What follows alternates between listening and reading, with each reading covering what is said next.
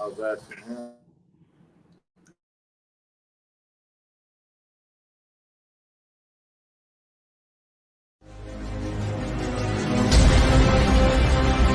They're cranked up here in Kyle Field. This is one of the loudest venues in this. No question, it's the man in between the Sixers Bear venue. His fans stand up the entire game. This is the best news factor right here. You go out and play hard today. You play hard with a name on your back. You play hard with a name on your chest. Texas A&M.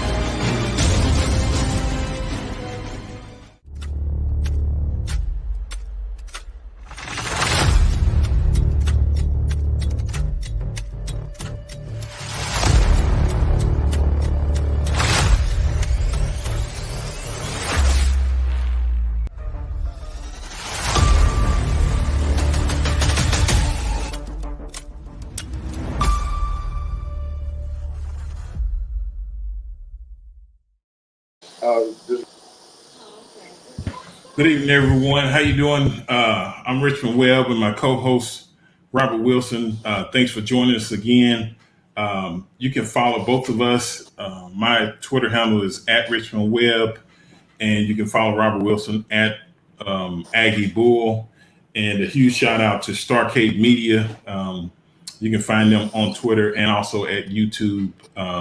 As far if you want to watch the show or whatever, but huge shout out to Starcade Media for allowing us this opportunity to host the show and come in weekly and provide you guys with some content and all that. But Robert, how you doing today? hey man, I'm doing great. So far, so good. You know, Dolphins, and, you know, and lost, but you know, what can you do, man? Yeah, right now it's tough. Um, I didn't expect what happened to happen on Sunday in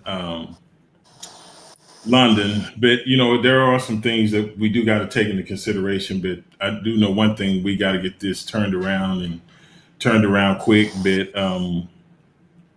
let's start out with the Aggies as we normally do. Texas A&M this past weekend took care of business and basically 2-game winning streak and went on the road to Missouri and beat Missouri 35-14. And I always thought that was a huge win, especially after defeating the number one team, University of Alabama, at home the previous week before.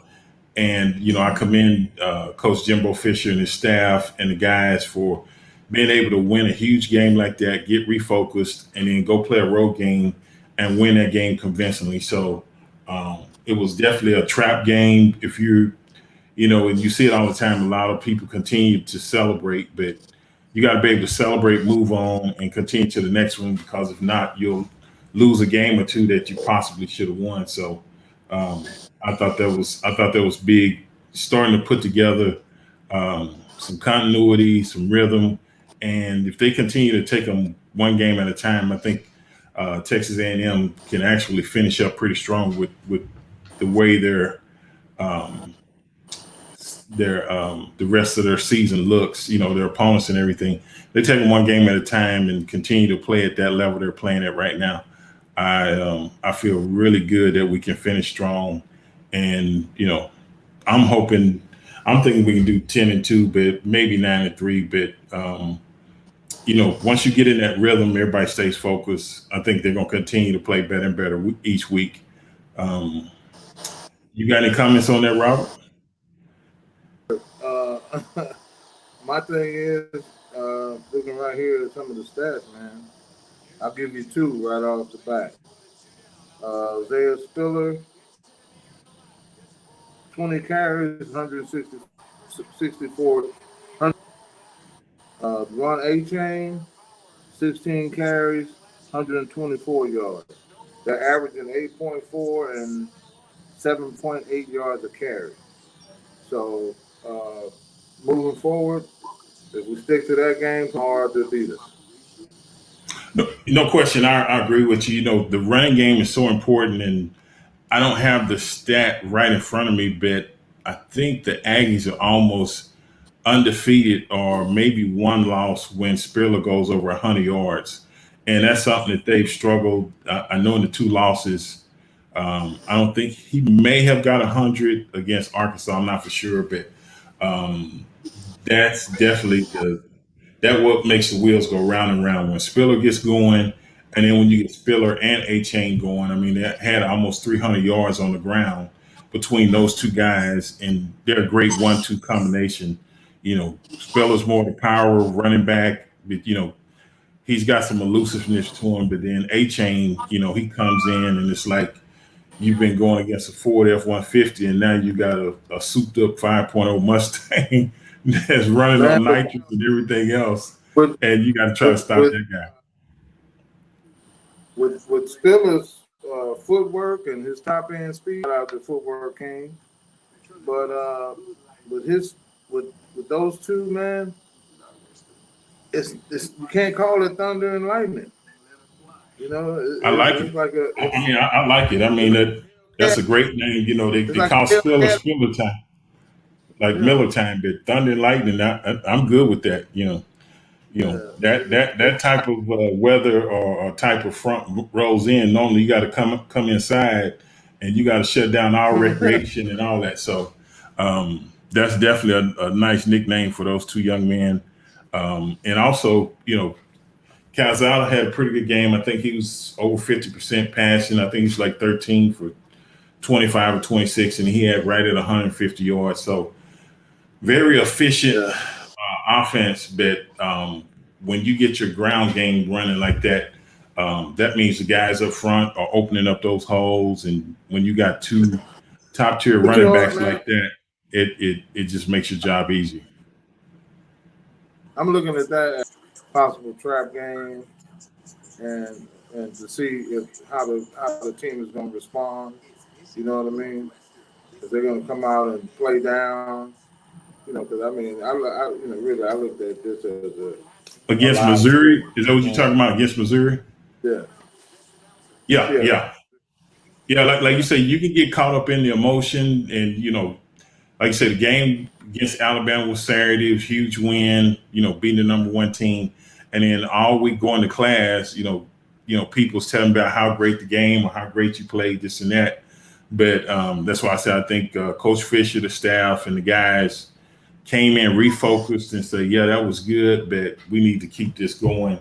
And especially when Calzada took a huge leap against Alabama, I think he checked all the boxes or questions that I think people had about him. And when we knew he had an arm and this and that, but everything seemed like it came together for that young man, throwing the football, his decision making, and he played almost a perfect game.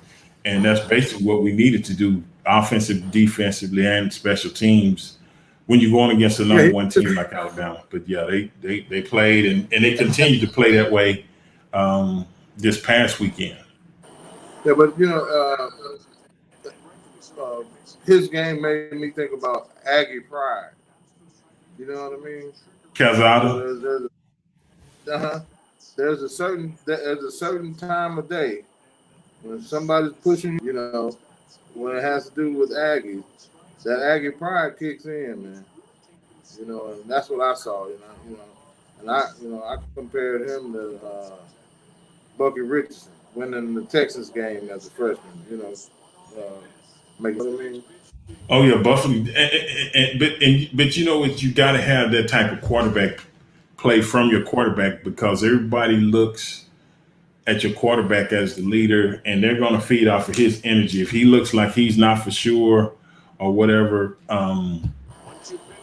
it's going to trickle down throughout the huddle. So it seemed like everybody's game kind of elevated, and even on the defense. And we hadn't talked much about the defense, but the defense went on the road, and I think they held Missouri to around 328, 330 yards. So that was definitely good. They got 2 interceptions, and they got a couple of sacks and numerous pressures. So they're continuing to do their job, and as long as each one holds each other accountable, I feel good about this team. I think you know they reached another plateau when they beat Alabama, and then I heard a comment by Coach Fisher after that game, and he said we gotta go into games not viewing ourselves as the underdog, and to me that's a mindset that you develop. And I think the next thing is, the previous year we played Florida and we beat Florida, which was the number 5 team at home. This year we beat the number 1 team, Alabama, at home. Now, as we continue to make these plateaus, I think the next step is to be able to go on the road against a top team like a number 5 or something like that, and play with that same level of intensity and find a way to come out with the win. So we're definitely making strides in the right direction, and I'm loving everything I'm seeing right now. Yes, sir. Yes, sir. And those stats that we talked about with the running game, the Maroon Goons put in a hard day's work.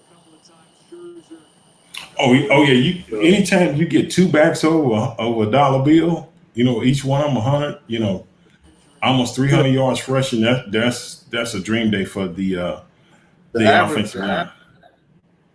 The average is what's more surprising to me. It's like 8.4 and 6.4 or something like that. 7.6, 6.4. Yeah, that definitely helps average everything out. But like I said, it was a tremendous effort as an offense, defense. And this week we're back at home and we're playing against South Carolina. South Carolina is 4-3. We're 5-2, and we definitely want to come out this game 6-2.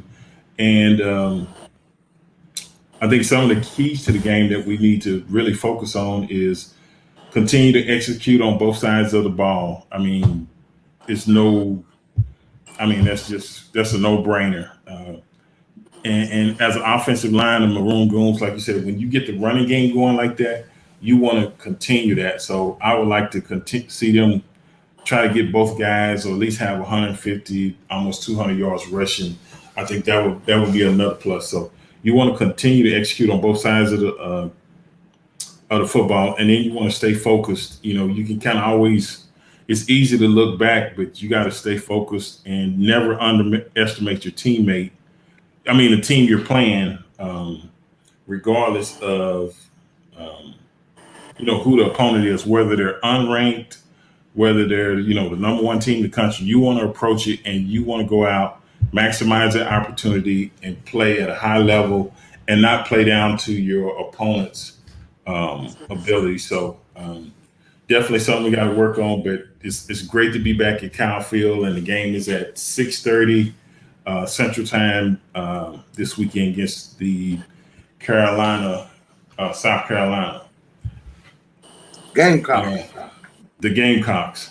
And they got some players. I think this past week they played Vanderbilt and won a close game. I think it was 2021, something like that. But that's the SEC, and this is the SEC opponent. So you don't want to lose too many.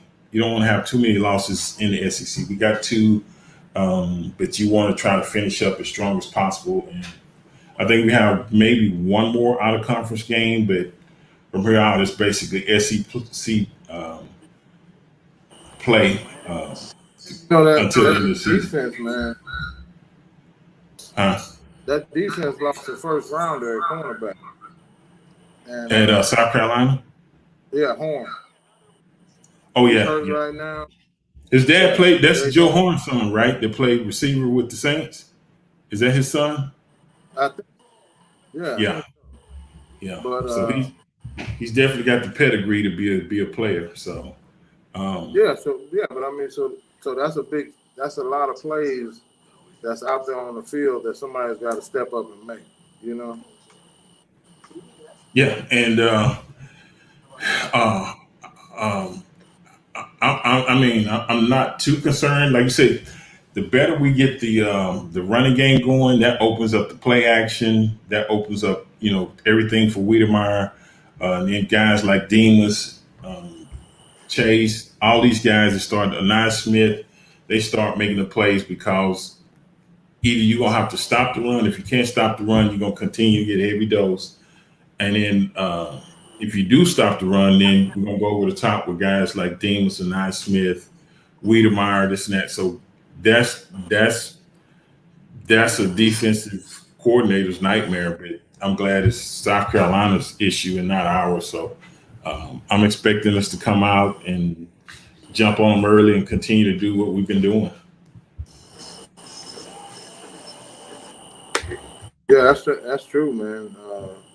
And that's the thing. You got to these last the second half of the season, man. You got to go with. It is what it is. You go with the attitude. To have that attitude. We know who we are, and you just one more team that's in the way of our goal. All we got, and so Yeah. I think they should have that attitude. Yeah, and like you said, once you build that type of attitude, teams are starting to expect when you start playing consistently, they'll be like, man, we got to go to A&M. It's going to be tough. They play this way all the time. That's what you want your identity to be, is to plant doubt or uncertainty in the opponent's head even before they step on the field, because they know when they watch the film, and not just game 1 or week 1 or week 2, week 3, but it's consistent, is that, man, we better be ready to play, because if not, this can get out of hand. And I think that's the identity that they're working on building. So if they secure the win, there'll be three in a row, which is a good. Everybody getting the rhythm. Continue to feel good about yourself, but continue to work to improve. Still a lot of football left in the season, so you want to continue to work and you want to be at your best at the end of the year. And if we can win out, we'll just see what happens. But I think we'll definitely be in a good bowl game, this and that, and we'll definitely be in some conversations.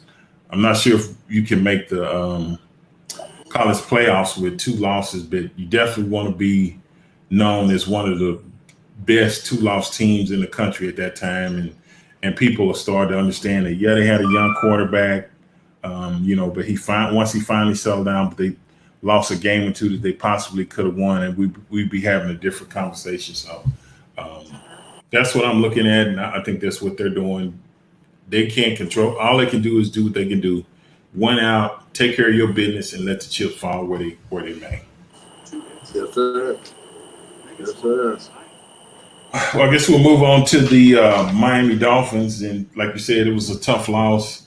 Watched that game, got up 8:30 Sunday morning in Houston. And, you got NFL football on, which was kind of unusual. But, Dolphins are a team, this and that, and you want to support your team. So, but they took on the Jacksonville Jaguars, and Dolphins were 1-3. And the Jaguars were 0-4, and thought this was a game, we possibly could win or should win. And, we got Tua back, which he had been out with cracked ribs. So anytime you get your starting quarterback back, that was a good thing. But I thought he had a really good game. He ended up throwing for around 330 yards. He had 2 TDs and 1 interception. And it was Bama Boys Day because he found one of his favorite targets, Jalen Waddle. He had 10 catches for 70 yards and 2 TDs. So, when the game first started, they said Tua was going to play this and that, and I was a little, uncertain, because when you've been out a few weeks, a lot of time you got to work the rust off, time and this and that. But he looked really sharp. He was getting the ball in and out and throwing the ball really, really, really good. That one sailed on him and he threw that pick. But other than that, I thought he was really accurate with his throws and really decisive and this and that, and looked like he hadn't missed a beat. So that was definitely a thing. I think the thing that I did know was on the defensive end is Xavier Howard and Jones, our two starting corners. Both of those guys were out. Right. So, you know, everybody does their scouting report, and it was a great game for Trevor Lawrence. He had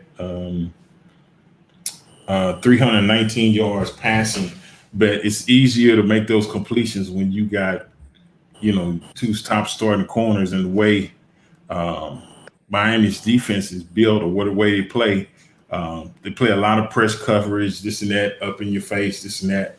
And so we got probably two of the best corners in the league. And when you got both of them, that's a huge loss. So I think if we have at least one of them, I think maybe we have a different outcome. But at the end of the day, even when you got those guys out, you got to try to find a way to win the game, this and that. And we had opportunities, and we just didn't get it done. And now it seems like we've gotten into a little funk. We started out 1-0.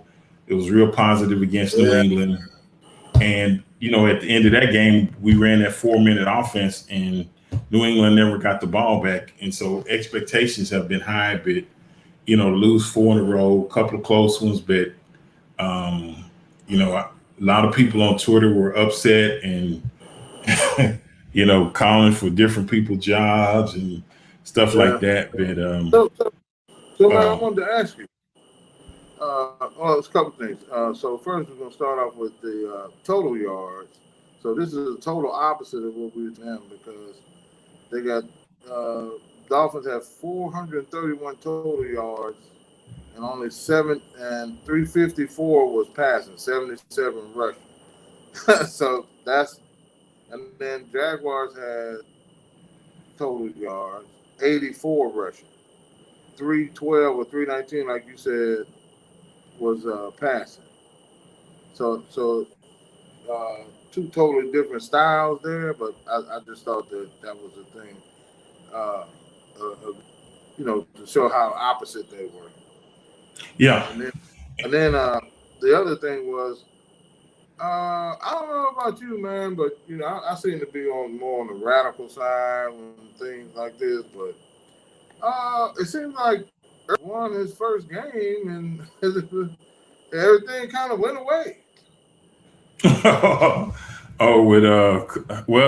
and the John Gruden information came out, so it's been a couple of things to distract from what was going on with him. But yeah, you're right, that kind of quieted down really quick, so he probably benefited from some other news coming out on other people, which distracted or took a lot of the attention off of him. And then to go to London and then get your first win, people started to kind of forget about that stuff. But yeah, you're right. You hadn't heard anything else about that. Yeah. Okay. All right. Yeah, I just want to throw that out there, man. But other than that, they were third down. The Dolphins were, and the Jaguars are 5-15. Dolphins had 7 penalties, 55 yards. Jacksonville, 8 penalties, 54. So they were even. Dolphins with the slight time of possession. The Dolphins had 32, 40. The Jaguars had the ball for 27-20. So a lot of it was, pretty much even. They just, they kicked that field goal at the end. And, we went for it on that fourth down.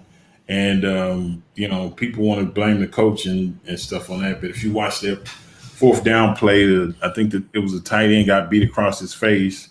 They got penetration and stuff to play. So if the tight end makes that block, you convert that 4th and 1, and we're talking about something totally different. But a lot of people don't really watch the offensive line play or what's going on up front. They just look at, we didn't make it, or they tackled, or they don't really see what happened. And, they jump to conclusions and want to just, it's the coach's fault, or we should have ran another play and this and that. But I tell people all the time, hindsight is 20/20. It's easy to make another once that play has been called. Go ahead, Robert. You remember the play that we did for Bryce Pop in Buffalo? Bryce Pop. Ooh, you Before taking me back tight now. end coach. Yeah, Mm-hmm. Bryce Pop, man, number 95. He was at Green Bay for a long time. So I was on the heavy package with the Dolphins. I was with the heavy package, 3 tight ends, me, Ronnie Okay. Ron come in the game, Eric Green, with the heavy package. So I'm trying to, they know they're looking at the film. The coach is looking at the film. They say, okay, Bryce Pop is coming across whoever's face that's here on this play. So, and all I did, they told what was that tight ends coach? Not Pat Jones. Was it before Pat Jones? No, this was Pat Jones. Okay. Pat Jones. So I got in my stance, and they said, Robert, what we want you to do is to turn your shoulder pads like you're going to block him. Right? And just turn your shoulder pads like you're going to block him, and then turn out and go hit the safety. He was on the goal line. So I did that. Shoo, he was gone. And here comes the ball, right? So, and then when I seen it on film, I was like, wow. I was like, man, that really worked. All I did was just turn my shoulders like I was going to. And that was the gist of the play. Just let him take it. Let him go down there, and we're coming outside. With Kareem.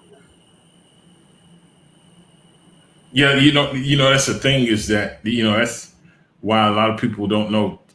A lot of times it's the little minute details that you find out just from looking at tons and tons of film, and a lot of times it doesn't matter. It might not be you, but it might be another player, a coach, or whatever. But a lot of time when you watch the film collectively, somebody will see something that's a tip, or whatever, and you can figure out a blitz or whatever.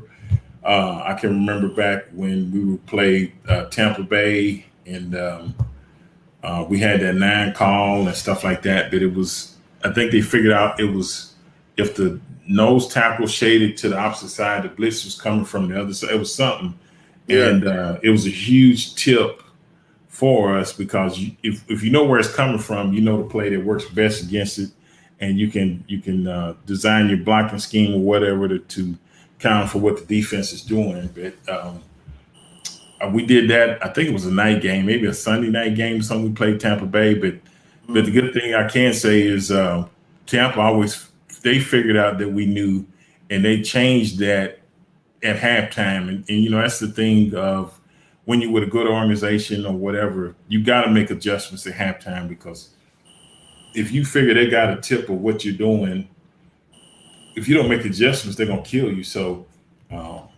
that's the thing I think that separates teams that continually have success year in, year out, barring injury or anything. But they have really good players, but they have coaches that recognize, okay, we need to make some adjustments at halftime because either it's not working or they figured out what we're trying to do to them. And so it's okay, we're going to do this instead of that. So, yeah, that was a great example. Like you say, just the film study on Bryce Pop and just that little motion right there. And he took off, but it was almost you got 2 for 1 just by turning your shoulders, and then you could immediately and get to the safety, which gives us a much better chance to get in the end zone. So, and you know what?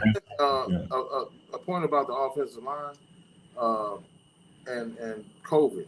Man, I was so happy last year when there was nobody in the stadium, right? And you could hear the calls from the offensive linemen. They had the mic on the field, and you can literally hear what they were saying, right? So I hope that in some way that lets the fans know how smart these people have to be on the move, the offensive linemen. Man, so I've been thinking about it the last couple of days, man, and basically it's like they have a supercomputer between their ears, man. You know, like Yeah. like Dak Prescott. He drops back. You got world class athletes coming at you. You process this information in 1001, 1002. You know what I mean? And the ball is coming out. Come on, man.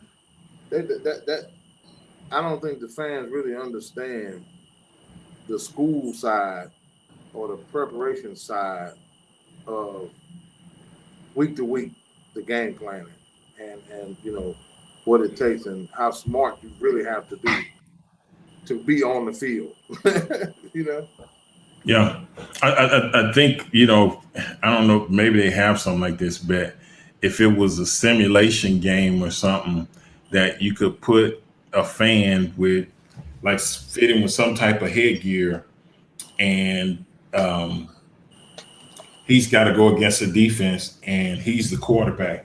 Not that he's got to actively throw the football, but he's got to make a decision based on what he sees, and like you say, 2.5, 3 seconds, and those guys are coming full speed. And I think it would give. I think you're right. I think it would give them a different appreciation for the game. You know, it's easy to sit back and say, "Oh, that guy was open," or "This guy was open," but when you got to process so much information, so many guys moving at one time, and then know what the guys where you're going to go with the football, it's a ton of information that's, you know, at split seconds. And if they had a game like that, I'm telling you, they'd have a different appreciation, because it would probably scare some of them as fast as how fast it would actually happen. Oh, and that's what I tell them now. Okay, so you got D ends running 4-4, right? In the 40. Yeah. If they running 4-4s in the 40, you are 5 yards away from them. How long do you think it's gonna take them to get to you? Yeah. You know what I mean? So this is what I tell people. This is information for people that want to really get into the game. On the pass play, 3rd and long. As soon as the quarterback gets his hands on the ball, you start your clock. 1001, 1002. If the ball's not going at 1002, something bad is getting ready to happen. Yeah. You know what I'm saying? Yeah. You know, the great ones get it out. Tom Brady get it out 1.2, 1.8. You know, Aaron Rodgers. They don't never hit 2 seconds. That's too, you know, too much can happen. You know, with what they bring in. Yeah, that's like you say, that's fast, and like you say, either you better take off running, or you finna get ready to get hit, or whatever. But it doesn't take long, and I think you could give them 3.5, 4 seconds, and that's still pretty quick for somebody to have to make a decision. And you know, and then, you know, if you get it right, everybody's happy. But if not, you come to the sideline, and people might start booing or whatever. So, yeah, it's a lot to process and to deal with. So, but this week we lost that one. We're 1-4, and we're back at home. The Dolphins playing the Atlanta Falcons. They're 2-3. I definitely think this is a winnable game. We're at home. Got a starting quarterback, Tua back. So some of the things that I was looking at saying, the key is winning this game, getting back to 2-4, trying to spin this losing slump we're in, trying to get that turnaround. Establish the running game. I think we both agree that if you can establish the running game, not that you got to run it for 200 yards, but if you can run for around 100, 120 yards a game, I think that's what our goal was, somewhere around 120. It just helps the passing game. You know, guys can't just sit back and just, you know, tee off on you. It helps keep the defense honest, and it helps play action. It helps a little bit of all that. So, hey, that's like, but then, you know, I can still remember Dan, you know, coming over to the sideline, talking to Gary. Hey, this run shit is not working. Put me in the gun. Let me go to work. But Dan wanted to throw it anyway. If it was working, Dan wanted to throw it anyway. That's just he did it so well. Yeah. Yeah, I mean, he would run it, but if you ask Dan, he would prefer to throw the football Yeah. every chance if he got it. He was just so good at it. So, but that definitely sounds like Marino. And then for our offense, I think we need to continue to open up the playbook. We got some weapons. Hopefully, the other thing is our receivers been hurt. Will Fuller, Devontae Parker, Preston Williams came back for a minute, but I think he got hurt or tweaked something else. So if we could just get the receivers healthy, Gesicki's been putting up good numbers, this and that. But if we can get them healthy and get everybody out there one time, along with Tua, I think this just makes, a much better weapons on offense. So that's what I'm looking for. I'm hoping everybody, or at least we get a couple of those guys back. I think it'll make a huge difference. I think they're in the model like Arizona. If they get hit on all cylinders, weapons, yeah, and the quarterback, they could be just like that, or Green Bay. Yeah, as far as talent is concerned. Yeah, and he just made me. I know this off subject, but I saw the clip where Aaron Rodgers scored, I guess, that last touchdown. And he told the Bear fans, "I own you guys," or something. I was like, man, he said, "I still own you. I still own you. I own you guys." I was like, man, that's. I said you can get away with that in today's game, but not back when we played. He'd have to have his head on the swivel. Somebody take a 15-yard penalty for something like you just couldn't do that. But and then the only other thing I had was to play for pride. I think at this point, you can feel sorry for yourselves. And I'm not saying that's what they're doing, but you got to say, hey, man, you got to try to put out every negative thing because nobody's saying nothing good about the team. I wouldn't really be reading a bunch of stuff on social media or in the papers or whatever, and just try to focus and go out and do my job and execute at a high level and say, hey, let's see what we can do to try to get this turned around. And if we beat the Falcons, then let's worry about the week after that. But let's just try to get a W. And once you do that, man, everybody just feels much better after a win than they do after a loss. And it's been 4 in a row. So it would be great to have a win on Sunday. So that's what I'm looking for. So stay out for that. And then I think I mentioned earlier about Deshaun Watson, possibly, rumor. I don't know what it is. I think it was Adam Schefter. He had put something out that a deal could be done this week, but been hearing this since the offseason. So I do know the Texans probably would like to move Deshaun Watson. He's not playing, and just the type of money he's making, you don't want a guy like that just sitting on the sideline. You're not getting anything for him. So, and I've heard multiple times the Dolphins are definitely interested in him, and he's a great player. I don't know if it happens or it doesn't, but I just thought I would mention it on the show that there is a possibility that could happen. Might not, but it could. But hey, I think that'll be great, man. Get a fresh start. I think there's a reason. There is a reason why we are at this point, and not, all about the law of what happened. You know what I mean? There's a reason for that, and I think the NFL, man, I think they control the narrative. Yeah, like I said, he's a hell of a player. You can't knock his act. He's a baller. I mean, he's one of the best at his positions. He's already proven that. So, but you hadn't heard nothing from the two lawyers or all these women. It's been mighty quiet here in Houston. I tell people that all the time. You would think it would be steady escalating, but it's been really quiet here in Houston. So the fact that he's not on the commissioner's list, and the case went quiet, that tells me that the NFL is controlling the narrative. They're gonna get him out of there, They're gonna let him take whatever he got to take, go to the new team because they're gonna call him what he is or whatever. You know what I mean? And then this thing's gonna be over with. He's gonna ball out. You put him with Yeah, I do believe he's gonna ball out. Now he'll ball out. with those Even in weapons. college or whatever. That's why I say he's a proven quarterback. It's not that it's a question mark to whether can he play. He's one of the best, and you surround him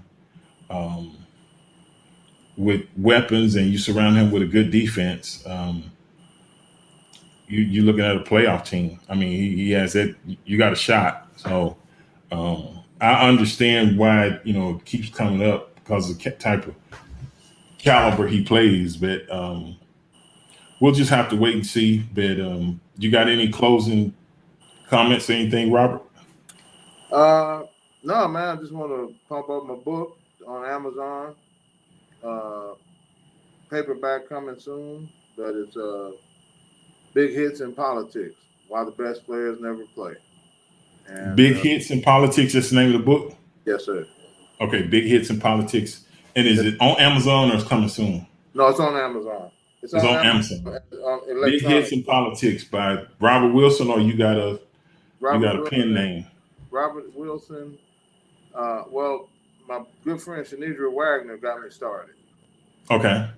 She got me started. We worked for like 6 or 7 years, man.